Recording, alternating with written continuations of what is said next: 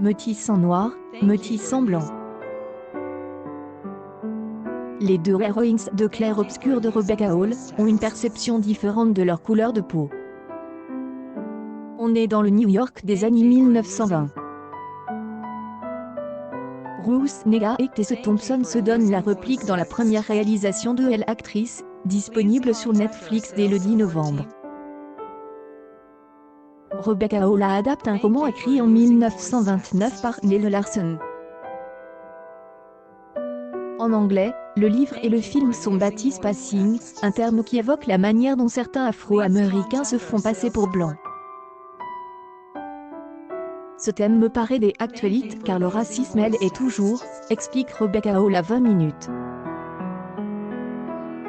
Étant métisse, j'y ai aussi des raisons personnelles de traiter ce sujet. Mon grand-père afro-américain se faisait passer pour blanc et ma mère qui était claire de peau aussi. Les héroïnes du film se retrouvent après être perdues de vue pendant des années. Leur rencontre dans un café va les conduire à une introspection douloureuse. Elle a pour mari un pilier de la communauté de Harlem et elle autre, est confrontée à un conjoint raciste qui ignore tout des origines de son épouse. Le spectateur va se rendre compte que chacune d'elles a ses zones d'ombre, et que celle qui semble le mieux dans sa peau n'est pas forcément celle qu'il imagine de prime abord.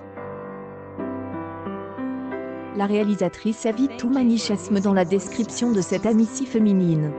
Tourne en noir et blanc en format car clair-obscur enferme ses héroïnes dans un cadre qui les étouffe. Chacune est prisonnière de l'image qu'elle laisse écrit, insiste Rebecca Hall. J'y ai choisi de les faire évoluer dans un milieu dans lequel elles sont égales l'une à l'autre. Elles ne sont différentes que par leurs choix qui vont être de plus en plus cruels au fur et à mesure du récit.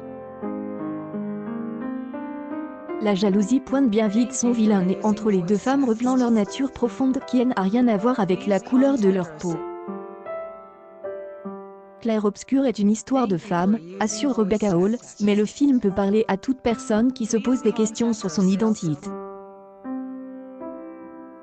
Pour moi, les gens ne sont pas binaires et c'est cela aussi que j'y ai voulu montrer.